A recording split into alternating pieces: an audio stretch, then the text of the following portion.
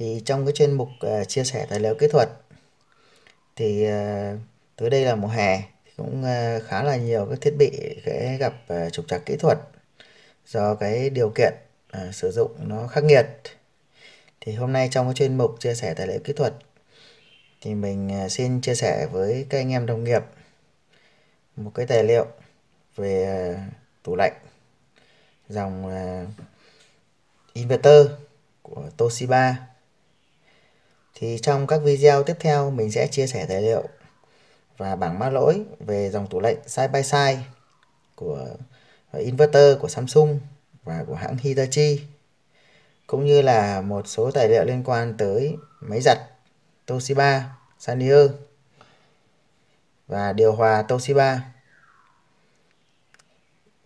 Thì anh em nào quan tâm tới tài liệu kỹ thuật do kênh của mình chia sẻ thì anh em có thể chụp ảnh màn hình lại để lưu lại làm những cái tài liệu khi nào anh em đi sửa chữa, anh em gặp phải những cái máy như vậy thì anh em có thể sử dụng để làm tài liệu tra kỹ thuật, giúp mình chuẩn đoán được cái bệnh của cái máy một cách nhanh chóng và chính xác hơn. Mong là anh em hãy đăng ký kênh để ủng hộ cho kênh của mình, cũng như là để nhận được những thông báo và những chia sẻ mới nhất từ kênh Điện lạnh Mai của mình. Thì sau đây mình xin chia sẻ anh em cái tài liệu về tủ lạnh Toshiba Inverter.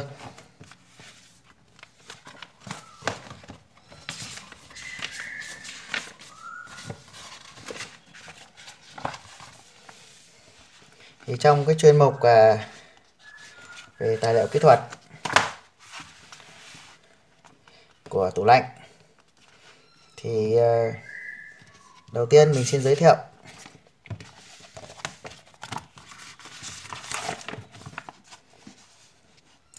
đây là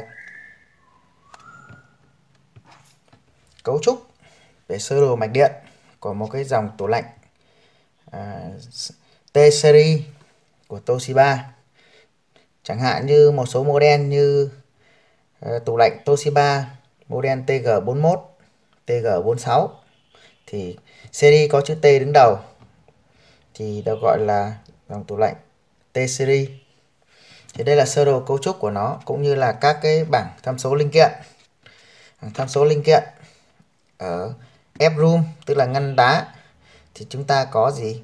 D sensor tức là sensor xả đá, F sensor là sensor nhiệt độ của ngăn đông, DC fan motor tức là quạt dàn lạnh, rồi cầu truyền nhiệt, rồi thì là pi heater tức là gì? Sấy dàn, và DP heater tức là gì? Sấy máng nước.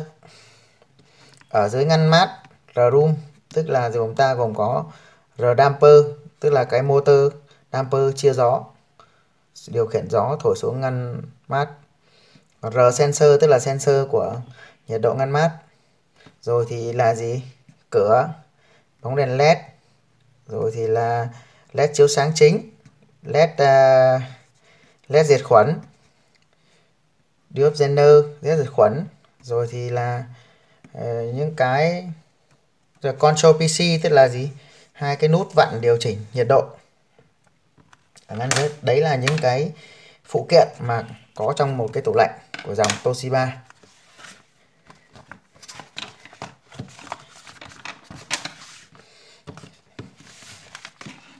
Thì đây là bảng thông số, bảng các thông số tiêu chuẩn, bảng thông số tiêu chuẩn của các cái linh kiện nằm trong tủ, cũng như là tên và ký hiệu. Thì các bạn anh em nào quan tâm có thể chụp ảnh màn hình lại để tiện làm cái tài liệu tra cứu sau này. Đầu tiên là cái pi heater tức là gì? Tức là cái sấy dàn. Thì ở đây các bạn thấy là gì? Nó ký hiệu là như thế này. Điện áp làm việc là 220V.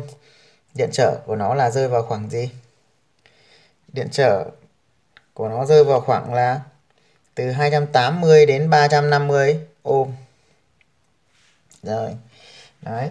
Rồi thì tiếp theo các bạn thấy gì ạ? D heater tức là sấy. Sấy của cái gì? D heater là sấy của cái máng nước ấy. là 1,4 đến 1,8 kilo.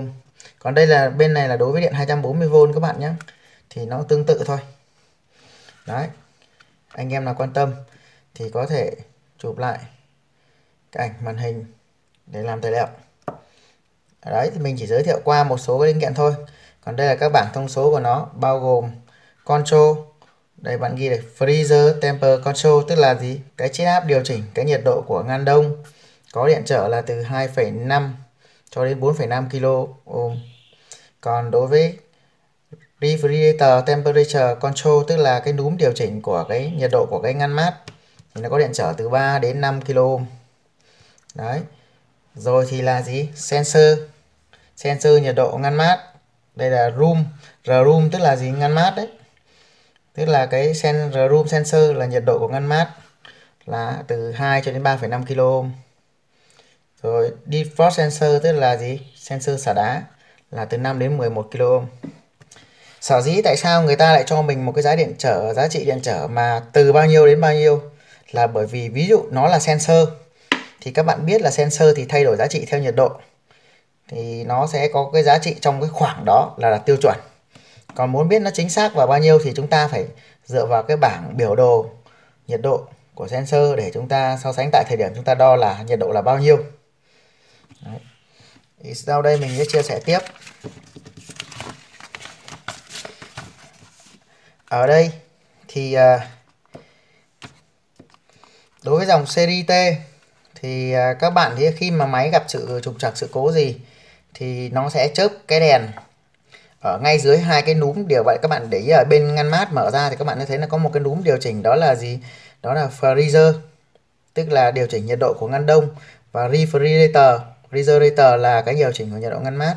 Thì ở phía dưới nó có hai cái nút. Nút thứ nhất đó là Eco Mode tức là chế độ chạy tiết kiệm, làm lạnh tiết kiệm.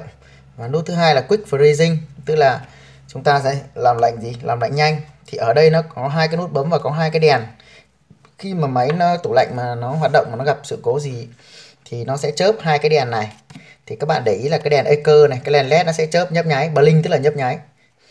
Và cái đèn Quick Freezing LED này cũng nhấp nháy. Thì các bạn dựa vào cái sự nhấp nháy và cái sáng của hai cái đèn này để chúng ta tra vào cái bảng mã lỗi theo như ở trên này. Đây là bảng mã lỗi để giúp chúng ta chuẩn đoán được là máy gặp sự cố liên quan tới linh kiện nào.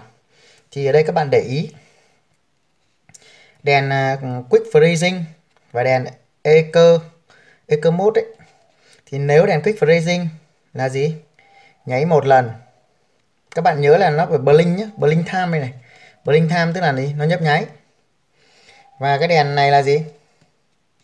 Và cái đèn này là một lần này, sáng rồi. Các bạn có để ý này, đèn Quick sáng kháng một là nháy một lần này. Đèn Eco nháy một lần thì tương đương với lỗi gì? Tương đương với lỗi là liên quan tới, các bạn để ý nếu mà hai cái đèn này mỗi đèn nhấp một lần, nháy một lần thì các bạn để ý là lỗi của nó là lỗi gì?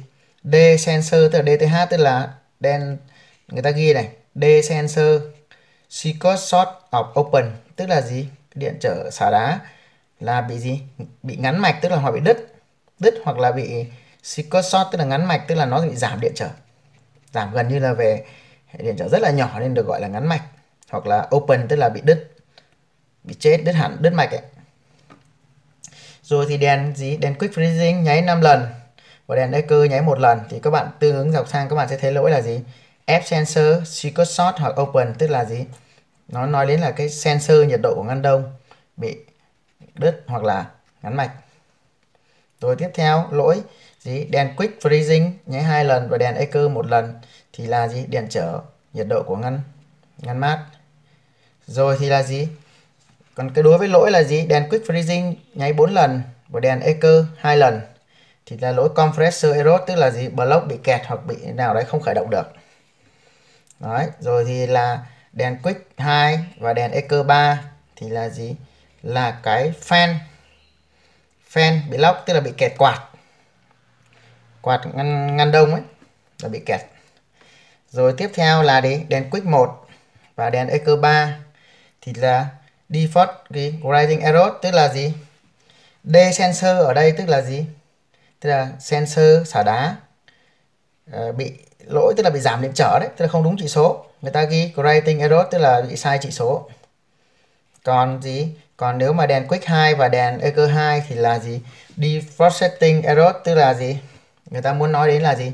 Quá trình xả đá gặp vấn đề. Thì ở đây các bạn khi mà gặp cái lỗi nháy 22 này, 2 lần đèn quick và 2 lần đèn eco này, thì cái lỗi này là không liên quan sensor mà liên quan tới defaulting error, tức là gì?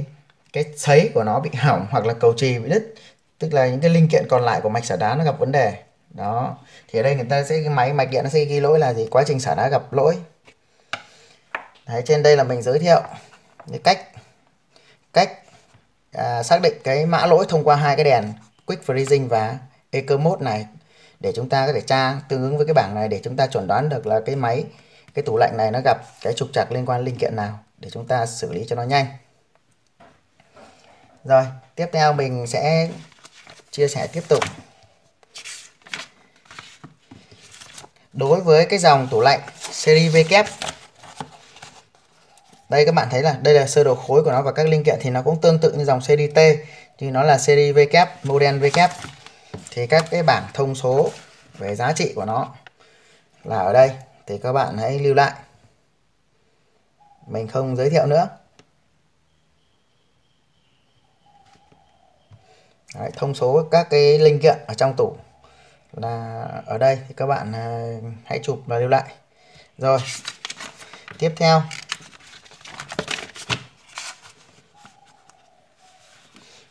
đây còn vài thông số nữa liên quan tới gì?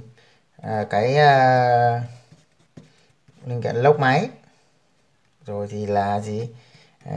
Default heater circuit tức là cái gì? Mạch xả cái xả đá, tức là thanh đốt xả đá, là cái thanh nhiệt xả đá đấy, để chúng ta có giá trị điện trở dòng làm việc. Ở đây thì chủ yếu là cái bảng này liên quan tới dòng làm việc của những cái tức là cường độ dòng điện A đấy, của những cái linh kiện đấy khi nó hoạt động thôi. Rồi, tiếp theo đối với dòng CDT, thì các bạn đối với dòng CDT thì nó có một cái bo test nhỏ nhỏ. Đấy, ở đây thì mình sẽ xin giới thiệu. Đối với dòng CDT thì nó có một cái bo test nhỏ nhỏ, và người ta ký ở 410A và có chữ test như này. Thì và nó ở cái jack cắm là P501, jack cắm có ký hiệu là P501. Thì khi các bạn muốn kiểm tra check lỗi của nó, đấy là lỗi hiển thị đấy, và cái ý nghĩa của cái lỗi đấy thì thứ nhất là đối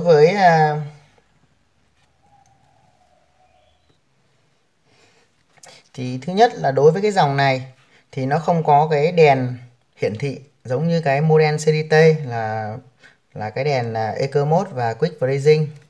Thì ở đây để mà chúng ta test được để xem là máy bị lỗi gì, thì chúng ta sẽ dựa vào ba cái chân này. Thông thường thì người ta sẽ có một cái jack cắm để cắm vào đây, nó là ba cái đèn led thôi. Thì các bạn chỉ cần chú ý đến bảo trên cái jack cắm này có ba cái chân LA, LB, LC. Ở đây người ta đã có bảng chỉ dẫn LA, LB, LC. Thì bình thường nếu người ta có một cái jack cắm, người ta cắm ba cái đèn led hiển thị cho ba cái bóng đèn ở ba cái chân này, thì chúng ta không có, người ta có thể dùng đồng hồ thang đo 10V DC để chúng ta đo ba chân này với chân mát, với chân GND này. Chân G này là GND, là chân mát. Thì các bạn thấy là nếu ở cái chân LA này người ta ghi low tức là gì? Mức thấp, tức là không có 0V. Chân LB là 0V và chân LC là 0V. Tức là gì? Cả ba chân LA, LB và LC đều không có tín hiệu điện áp. Chúng ta nhớ là đo ba chân này với chân G nhé. Chân quay đen ta để chân G và quay đỏ ta để từng chân này một. Thì nếu mà ba cái chân này là mức thấp, low tức là thấp, tức là không có điện áp, thì ở đây thể hiện trạng thái là gì? Ok, tức là normal, tức là máy đang hoạt động bình thường.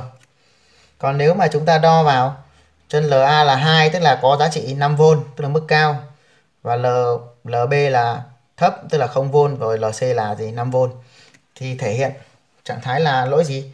Lỗi này chúng ta ghi chữ này not NG 1, tức là lỗi 1. Đấy, Stutzmanen. Đấy, secret, short hoặc là open. Đấy, các bạn để đấy là lỗi liên quan tới gì? Bo mạch chính. Thế còn trường hợp mà gì? Chân này là gì? Mức 2. Các bạn để ý này. 2, chân LA cao, LB 5V, LA 5V, LB 5V và LC là 0V. Thì cái lỗi đấy tương ứng với là gì? NG not good, NG2 tức là gì? Not good. 2 là gì? Sensor nhiệt độ của F sensor tức là sensor nhiệt độ của ngăn đông là bị ngắn mạch hoặc là bị đứt. Đấy, tương tự giống như cái Quick Freezing và Eco Mode thì các bạn cứ tra tương tự như vậy. Ngoài ra thì mình muốn nhắc thêm là để mà test chức năng xả đá cưỡng bức của đối với dòng này thì nó sẽ không để ở trên cái bo công suất. Thì người ta để test được chức năng xả đá cưỡng bức của cái dòng tủ W series này thì chúng ta phải thực hiện nối cái chân LA. Các bạn sẽ nối cái chân LA này, cái chân LA này. Đấy, với cái chân G này. Đấy, của cái ta sẽ nối cái chân LA với chân G này. Gì?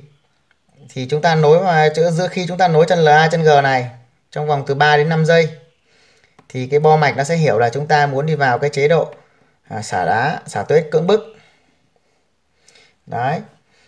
Thế thì để thực hiện được chức năng này thì việc đầu tiên chúng ta phải có điều kiện là báo lạnh ở cái sensor xả đá, tức là D sensor là gì? Nhiệt độ phải nhỏ hơn 8,6 độ.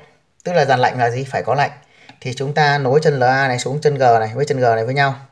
Tức là nối chân LA này xuống mát đấy. Trong vòng 3 đến 5 giây thì máy nó sẽ đi vào cái chế độ xả đá cưỡng bức. Rồi. Còn vào cuối cùng thì đây là cái gì? Cuối cùng thì đây là cái thông số kỹ thuật của tất cả các sensor cảm biến nhiệt độ theo cái gọi là biểu đồ nhiệt độ, biểu đồ giá trị của sensor theo nhiệt độ. Thì ở đây các bạn để ý ở đây là cái dòng ở dưới cùng này là nhiệt độ này. Là nhiệt độ tại thời điểm chúng ta đo này. Và đây là gì? Đây là giá trị của cái điện trở của các cái tham số. Ở đây chúng ta quan tâm đến 3 cái tham số, đó là F sensor là cái sensor của nhiệt độ của gì? Ngăn đông. Iso marking tức là sensor của cái gì? Làm đá rơi tự động. Và default sensor tức là gì? Sensor xả đá. Thì ở đây người ta lấy ví dụ cho chúng ta hiểu. Tức là tại thời điểm chúng ta đo là 0 độ C thì cái cái sensor của nhiệt độ ngăn đông là khoảng 8K. Và sensor của cái gì? Đá rơi tự động là 13,7K. Còn sensor xả đá của chúng ta là 27,2K. Vậy thì để xác định cái thông số chuẩn xác tại thời điểm chúng ta đo thì ví dụ các bạn cứ gióng vào cái biểu đồ này. Thí dụ chúng ta đo ở nhiệt độ là 30 độ C, tại thời điểm chúng ta đang đo là ở 30 độ C chẳng hạn. Thì chúng ta sẽ thấy là gì? Cái sensor xả đá nó ở ngưỡng này, tức là xấp xỉ khoảng tầm gì? Trên 8K một chút. Bạn để ý đây là 10K này. Thì cái này ở giữa là 5K. Thì cái này nó khoảng 8 đến 9K thôi. Đó, nếu chúng ta đo ở nhiệt độ 30 độ C thì D sensor tức là sensor xả đá, chúng ta gióng sang đây nó rơi vào khoảng tầm 8 đến 9K thôi. Thì như vậy khi mà gặp trục trặc kỹ thuật thì chúng ta muốn đo các thông số này thì chúng ta phải xác định xem cái nhiệt độ thời điểm chúng ta đo là bao nhiêu và chúng ta gióng vào biểu đồ này xem cái sensor đó, tức là xem cái cảm biến đó nó có bị sai hay không. Thì trên đây thì là tất cả những cái tài liệu liên quan tới cái dòng tủ của inverter của Toshiba thì mình chia sẻ với các bạn. Hy vọng là các anh em có thể là nó giúp ích được cho một số anh em khi chúng ta đi sửa chữa gặp những cái dòng tủ như thế này thì chúng ta có thêm một chút tài liệu, thêm một chút hiểu biết để chúng ta có thể chuẩn đoán những căn bệnh và những cái tủ mắc phải một cách dễ dàng hơn. Thôi, mình xin kết thúc video chia sẻ ở đây. Chúc tất cả các anh em thành công và một mùa hè thấy thắng lợi. Cảm ơn tất cả các anh em đã quan tâm theo dõi video của mình. Và anh em đừng quên là hãy đăng ký kênh để ủng hộ cho kênh của mình, cũng như là cho mình thêm một chút động lực để mình làm ra nhiều cái video hữu ích và bổ ích hơn nữa để chia sẻ tới các anh em đồng nghiệp. Xin trân trọng cảm ơn tất cả các anh em. Hẹn gặp lại các anh em ở các video tiếp theo.